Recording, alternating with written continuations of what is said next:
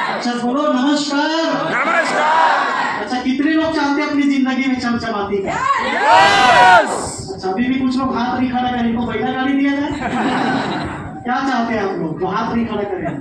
फिर से पूछो कितना लोग चाहते हैं अपनी जिंदगी में चमचमाती का? तो क्या बोलेंगे? नमस्कार। नमस्कार। क्यों नमस्कार कर रहे हैं? क्योंकि आखिरी दोस्तों परिचय बताऊं तो मेरा नाम दमार सिंह वर्मा है और मैं बेसिकली बेमेतरा जिला बेरला ब्लॉक का रहने वाला हूँ। तारालिंग करके मेरा गांव पड़ता है बेरला ब्लॉक में, और मैं पिछले 1 साल से भी रायपुर में रहता हूँ। अभी करेंट लोकेशन मेरा जो है रायपुर है।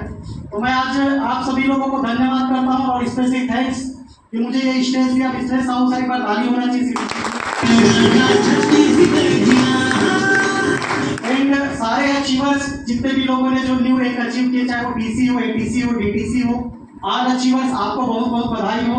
जितने भी लोगों ने जो टारगेट अचीव किया उनको भी बधाई। और स्पेशली जो आज का हमारा हीरो है, जिसका आज जन्मदिन है, जिसने आज माइलेज कंपनी का एक ड्रीम रैंक होता है। जब कोई भी एक डिस्ट्रीब्यूटर जब माइलेज कंपनी को ज्वाइन करता है तो उसका गोल होता है मुझे टीसी बनना। बात सही है कि नहीं है? और जब वो टीसी बनता है तो उसका एक गोल बन जाता है उस दिन से कि मैं एनटीसी बनूंगा। हेलो। और आज वो साबित कर दिया कि बहुत कम उम्र में यंगेस्ट हमने NTC mileage style team for Chhattisgarh को दिया। मिस्टर सुनील सर के एक बार जोरदार ताली। कहीं चला गया लग रहा है। तो आज आप सभी लोगों का एक प्रेरणा स्रोत है कि बहुत कम उम्र में भी एनटीसी बन के आज महीने का 1.5 से 2 लाख रुपए इनकम कमाया जा सकता है। बात सही है दोस्तों? तो आगे मैं बात करूंगा। मेरा परिचय तो बताया ही था, तो बेसिकली मैं बता रहा था मैं आप ही लोगों के जैसा गांव का रहने वाला हूँ। मेरा पिताजी भी 2.5 एकड़ का किसान, और अपने घर में किसानी करने के बाद मेरे माँ और पिताजी दूसरे के घर भी काम करने जाते थे। हम 2 भाई और एक बहन हुआ करते हैं। सबसे बड़ी बहन, उसके बाद भाई, फिर बाद में मैं छोटा। तो पढ़ाने लिखाने का सामर्थ्य था नहीं। मेरा डेट ऑफ बर्थ 1985 है और मेरे से 2 बड़े हैं, मतलब ये समझो कि 80 के बाद की जन्म है। तो आप सभी लोग रिलेट करेंगे। कुछ ऐसे लोग भी बैठे हैं जिनका 80 से पहले का जन्म है, या बहुत सारे हमारे बुजुर्ग लोग बैठे हैं। सन 1980-85 के पहले बहुत ज्यादा बेरोजगारी होती थी, बहुत सारा कमजोरी होती थी किसानी जो लोग करते थे उनको। बात सही है कि नहीं है? तो पढ़ाने लिखाने की स्थिति परिस्थिति था नहीं पिताजी का। तो सबसे बड़ी जो बहन है उसको माँ की बड़ी बहन क्या पढ़ाने के भेज दिया। उसके बाद जो भाई है उसको भी एक माँ की और बड़ी बहन उनके पढ़ाने लिखाने भेजा। मुझे जैसे तैसे पढ़ाने की कोशिश किया, ज्यादा टैलेंट था नहीं, करके मैंने बहुत कम पढ़ाई किया। अब बहुत कम पढ़ाई किया था तो नौकरी मिलेगा क्या? अरे हाँ नहीं तो बोलो। ऐसे पेट का टाइम मुड़ी मत चलो। इधर बात करते हैं राजनाथ।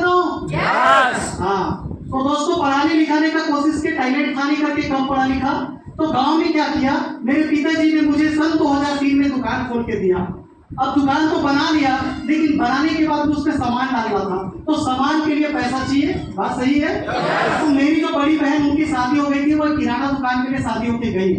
तो उनने सजेस्ट करी भाई तू दुकान खोल। तो दुकान तो हमने खोला, लेकिन उसका सामान के लिए मेरी दीदी ने मुझे सपोर्ट करी 45,000 पैसा 2003 में। अब सामान लेना था भैया। लेने के बाद मेरे पिताजी ने मुझे साइकिल दिया जो उनकी शादी के टिकावन में आया, जिससे मैं सामान लेके आया करता था। सन 2003 हर एक दिन 2 दिन 4 दिन के गैप में 70 kilo 80 kilo 1 quintal 1.5 quintal 1.25 quintal तक सामान लेके आता था।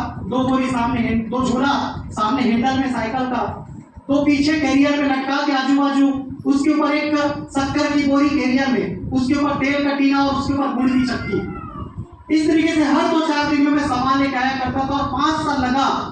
जब मैं 2003 में दुकान खोला तो 2008 तक मुझे 5 साल लग गया 25,300 रुपए की पावर एक्सल लूना खरीदने।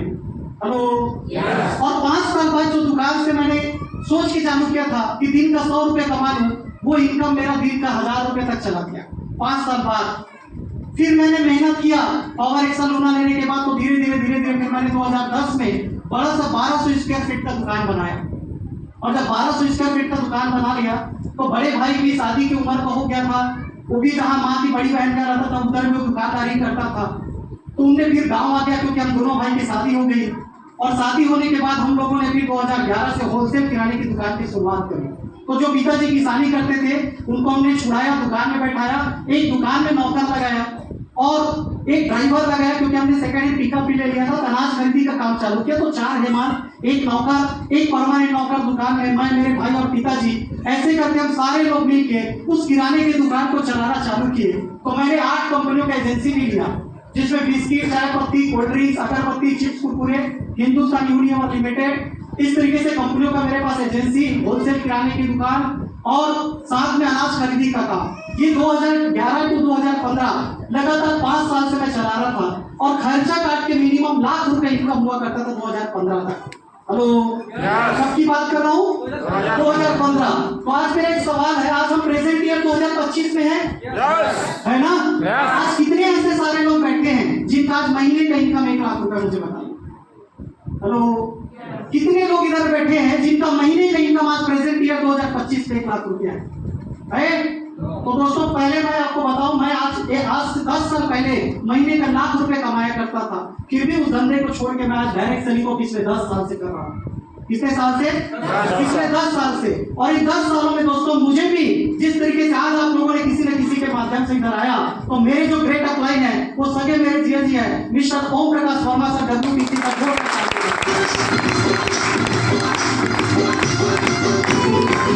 16 जनवरी की बात है, मैं और विशेष भाई हम एक ही ट्रेन में थे, छत्तीसगढ़ से दिल्ली के लिए एक प्रोग्राम हो रहा था, जा रहे थे।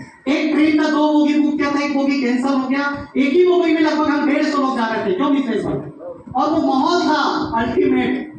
सोचो, 72 सीटर ट्रेन का डब्बा और 150 लोगों को भर के जाना, कैसे माहौल रहा होगा।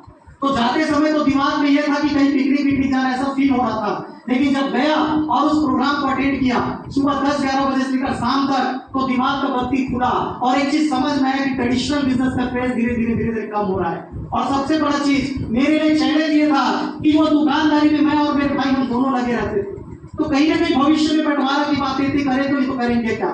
तो मेरे जिया जी ने मुझे बताया कि तू डायरेक्ट सेलिंग को एक बार देख, समझ और कोशिश कर कि इस धंधे को भी किया जा सकता है। तो मैंने पार्ट टाइम में इस धंधे को शुरुआत किया। 5 फरवरी 2015 मेरी आईडी लगी। 5 फरवरी 2015 को आईडी लगी। मैं पार्ट टाइम में किराने दुकान के साथ में करता रहा और इस धंधे को मैं अगर बताऊं दोस्त, तो मैंने धंधा के जैसा इस धंधे को नजरिए से देखा। कैसे? तो इस बिजनेस को जब मैंने ज्वाइन किया तो 5, 10, 15, 20 हजार नहीं लगाया, मैंने 3.5 लाख रुपए लगा के इस बिजनेस को ज्वाइन किया। हेलो, आज इस धंधे को लोग 30, 35, 50 हजार रुपए लगा के जुड़ते हैं, और जुड़ने के बाद उनका नजरिया बदल जाता है। क्यों? क्योंकि उतने का प्रोडक्ट वो खाता पीता है या वो सेल कर देता है, उसका पैसा खत्म, और उसको ये समझ में नहीं आता कि मेरा लॉस क्या हुआ। तो लॉस का डर नहीं होता, इसलिए लोग इस बिजनेस को छोड़ जाते हैं। मेरे पास में 3.5 लाख रुपए का 42 कार्टून सामान था। तो मैं इस धंधे को समझा और इस धंधे को धंधे के नजरिए से देखा। तो मैं रोज इस काम को किराने दुकान के साथ पार्ट टाइम रोज करता था, और 6 से 8 महीना में मैंने स्टार सिल्वर बना और 35-40 हजार मुझे इनकम आना चालू किया विदिन 6-8 महीना में। हेलो, और वही 35-40 हजार कमाने के किराना दुकान में मुझे 5 साल लगा था। तो मैंने डिसाइड किया 2016 को, जब कलकत्ता में डाइवर एज का प्रोडक्ट लॉन्च हुआ, उस समय मैंने डिसाइड किया इस बिजनेस को मुझे फुल टाइम करना चाहिए। तो मैंने 10/10/2015 को पहला कार परचेज किया, 6.5 लाख का मारुति सवेरियो। हेलो, पहला कार अच्छे से बजा लो प्लीज। चलो,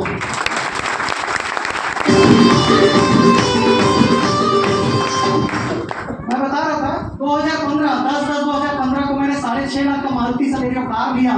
और जब लिया तो मेरे लीडर ने मुझे एक चीज बोला, ये कार को अपनी फैमिली में नहीं चलाना।